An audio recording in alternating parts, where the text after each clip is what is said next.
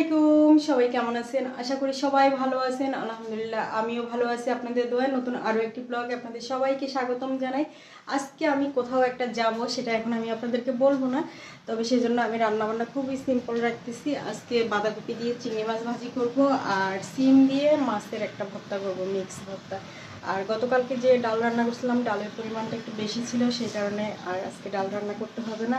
আর এমনিতেও আমরা মানুষ খুব কম, দুইটা আইটেমের বেশি আমাদের লাগে না। অতিরিক্ত রান্না করলে সেটা ফেলানো হয়, তো সে কারণে অতিরিক্ত রান্নাও করি না। আমি যতটুকু প্রয়োজন ততটুকুই রান্না করি। তো চলুন দেখি কী কী রান্না করবো আর কীভাবে রান্না করবো আসুন। আর এখানে আমি আগে থেকে ভাজি চুলায় বসাই দিছিলাম, বাঁধাকপি কাইটা ধুইয়া তারপরে এখানে সিজাইতে বসাই দিছি। এখানে দিছি হলুদ, তারপরে চিংড়ি মাছ, এই যে গুঁড়া চিংড়ি মাছ বলে না, কুচো চিংড়ি মাছ যেটা, ওইটা আমি এবার বাটি নেই, ব্লেন্ড করে নিই। এবার কী করছি, এটা মালসার মধ্যে যে বাটনা যেটা বলে না, ওটার মধ্যে একটু বসা দিয়েছি আদা ভাঙা করে। তারপরে এটা আমি ফ্রিজে ফ্রোজেন করে রাখছিলাম।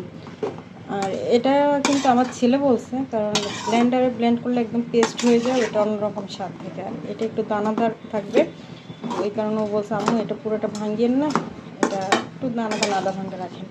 তো ওর কথা শুনেই আমি এভাবেই করছি।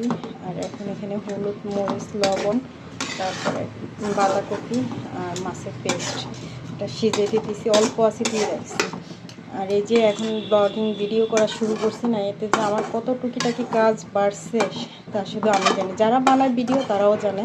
কারণ এখন নিজেকেও একটু গোছগাছ রাখতে হয়, নিজের ঘর, তারপরে বাসা, এগুলো একটু গোছগাছ রাখতে হয়, জিনিসপত্র একটু এক্সট্রা কেয়ার নিতে হয়।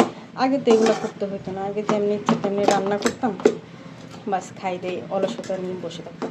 তো এখন দেখা যাচ্ছে যে অলসতা আর করা যাবে না, কারণ সব কিছু একটা কাজ করলে মন থেকে করতে হবে এবং গোছগাছভাবে করতে হবে। ওই জন্য দেখা যায় একটু কাজের পরিমাণটাও বাড়ছে। বাসায় যেহেতু আমি একা, তো আমার সব কাজ এক হাতে করতে হয়, এক হাতে গুছাতে হয়। যেমন ভিডিও মেক করব, তো চুলাতে কিন্তু আমার এতক্ষণ ভাজি হয়ে যেত, কিন্তু আমি ওই যে বারবার টেক নিতেছিলাম, পারফেকশন আসতেছিল না। তো চুলার জাল আমি একদম অল্প করে দিয়েছিলাম, তো সেই কারণে এটা এখানে এইভাবেই রেখে দিয়েছিলাম ভিডিও করার জন্য। অনেক সময় দেখা যায় 15 সেকেন্ডের একটা ক্লিপ নিতে নিতে ওই রান্না হয়তো পড়ে যাচ্ছে বা ওভার কুক হয়ে যাচ্ছে, বা আমি লাড়তে পারতেছি না। এই সমস্যাগুলো আমি ফেস করি। আমার মনে হয় আমার সাথে সাথে প্রত্যেকটা ব্লগারই এগুলো ফেস করে, যারা রান্না নিয়ে মানে ভিডিও করে তাদের। তো এটা আমি চুলার আঁচ একদম কম করে দিছি, একটু নাড়ে চাড়ে সব মশলা অ্যাড করে দিছি। এখন আমি চুলার আঁচটা একটু সামান্য বাড়াই, ঢাকনা দিয়ে দিব। এখন ঢাকনা দিয়ে দিলাম, সিজতে থাক, তারপরে বাগার দিব। ওগুলো মোটামুটি সিজে গেছে, আর একটু সিজবে, নাড়াচাড়া করে দিতেছি।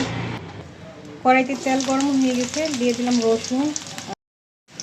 ভাজি বাগার দেওয়ার জন্য এখানে শুকনো মরিচ আর রসুন ভাজে নিতেছি। অলরেডি ভাজা হয়ে গেছে, এখন আমি দিয়ে দিব ভাজি।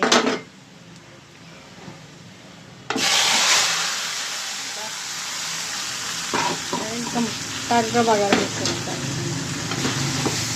এখন এটা একটু ভালোভাবে মিক্স করে নিব। তো পানি আছে, তো পানি সম্পূর্ণ টানাবো না, একটু জুসি জুসি রাখবো, সম্পূর্ণ টানবেও না। চিংড়ি মাছ তো, চিংড়ি মাছ পানিটা ভাজি থেকে যে পানিটা উঠছে, ওটা চিংড়ি মাছে খাই একদম ওইরকম পুরো হয়ে গেছে। তো এমনি এক্সট্রা পানি যেটা, ওটা টানাই ফেলবো, তারপরে একটু জুসি জুসি রাখবো। ভাজির কিন্তু অলরেডি একটা সুন্দর একটা ঘ্রাণ চলে আসছে।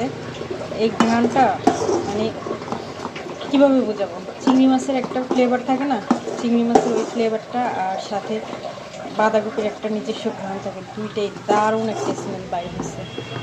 ভাজি হয়ে গেছে, আর বেশি একটা টানাবো না। তো আল্লাহ হাফিজ বন্ধুরা, সবাই ভালো থাকবেন, সুস্থ থাকবেন, সেই দোয়া রইল। আজকের ভিডিও এতটুকুই। আর যদি আমার ভিডিওটি ভালো লাগে তাহলে অবশ্যই লাইক, কমেন্ট, শেয়ার করে পাশে থাকবেন। ভালোবাসা দিলে ভালোবাসা অবশ্যই পাবেন। Bye bye.